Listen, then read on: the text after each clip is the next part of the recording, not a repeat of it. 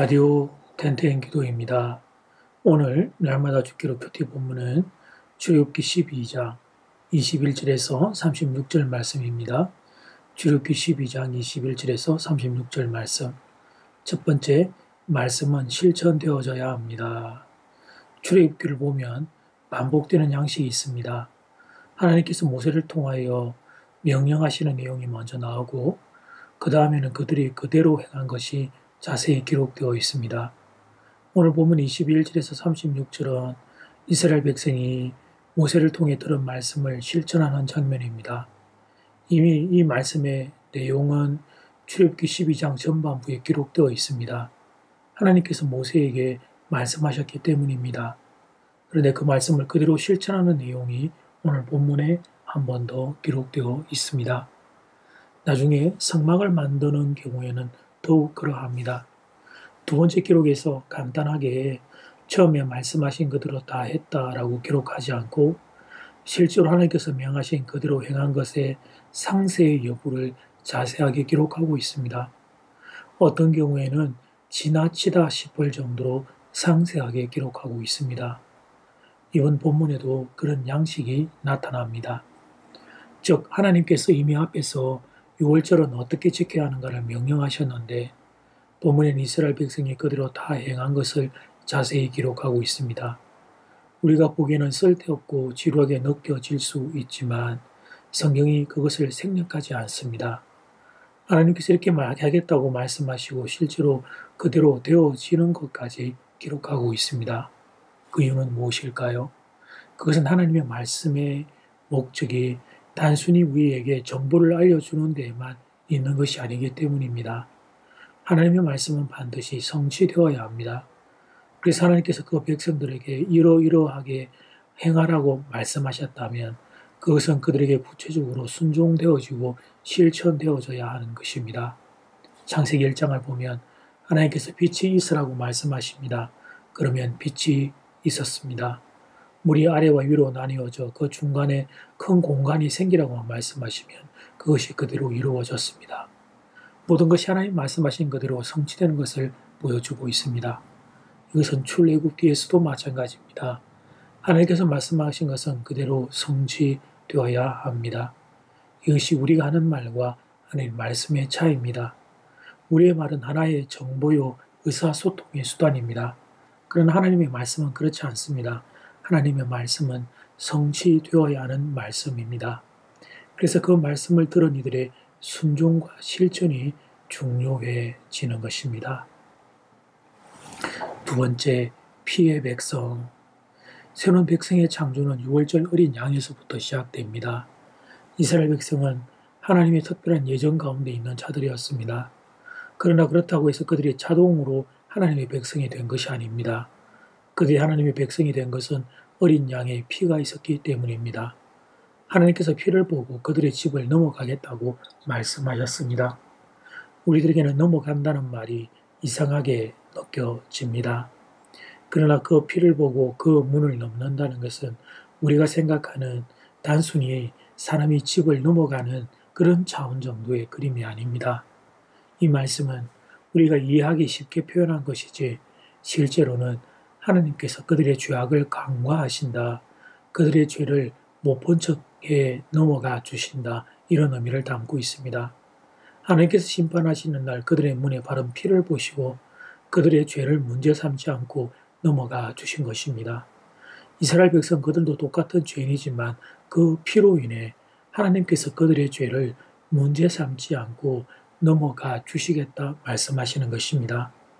우리가 하나님 앞에서 죄인임에도 불구하고 애굽인들처럼 지멸되지 않고 살아남을 수 있는 이유가 무엇입니까? 그것은 우리의 죄를 덮은 어려운 은혜로운 피가 있기 때문입니다. 그 피가 하나님의 진노를 가리는 것입니다. 하나님은 거룩하신 하나님이십니다. 그 앞에는 어떤 죄인도 설 수 없습니다. 완전히 거룩하지 않으면 소멸될 수밖에 없습니다. 우선 하나님의 진노로부터 우리를 가리는 것은 오직 은혜로운 그리스도의 피입니다. 모세 당시 이스라엘 백성들에게 이 세상에서 가장 무서운 것이 무엇이냐라고 묻는다면 그들은 당장 바로라고 대답했을 겁니다. 그러나 어린 양의 피는 바로의 진노에서 그들을 구원하기 위하여 바른 것이 아니었습니다. 바로의 진노보다 더 무서운 것은 하나님의 진노였습니다. 그런데 하나님께서 그들의 죄를 눈여겨보지 않고 넘어가 주신 것입니다.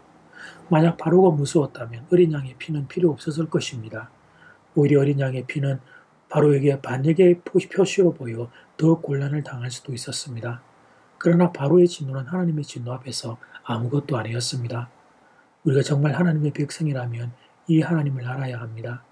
이 세상에서 가장 두려운 것이 하나님의 심판이라는 것을 알아야 합니다. 그런데 그런 하나님의 심판을 면할 수 있게 된 것은 오직 어린 양이신 예수 그리스도로 피로 말미암아 이루어지게 된 겁니다. 그래서 성도는 예수님의 피를 의지하며 사는 것입니다.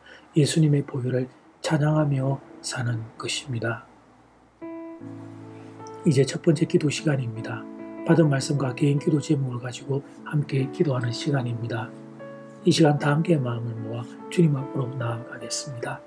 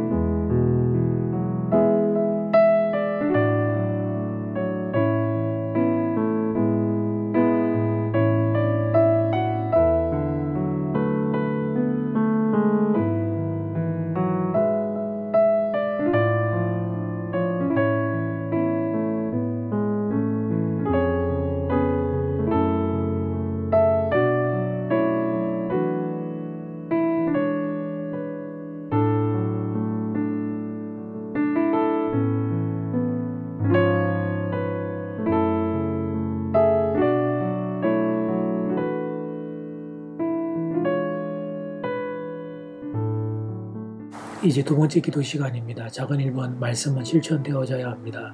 작은 2번 이스라엘 백성이 구원받을 수 있었던 것은 어린 양의 피로 말미암아 하나님이 그들의 죄를 간과해 주셨기 때문입니다. 이 시간 다 함께 마음을 모아 기도드리겠습니다.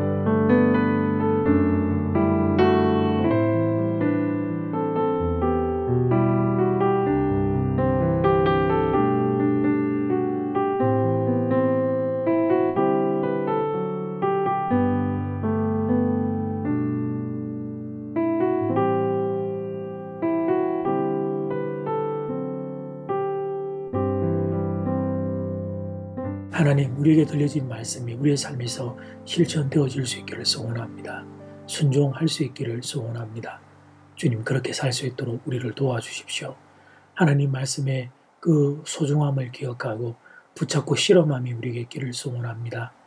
이스라엘 백성이 하나님 어린 양의 피로 구원받은 것처럼 우리가 예수 그리스도 어린 양의 피로 구원받았습니다.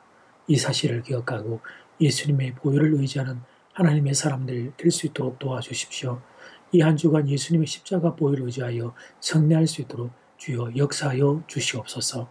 예수님 이름으로 기도드립니다. 아멘. 이제는 각자 개인적으로 기도하시면 되겠습니다. 평안한 밤 되십시오.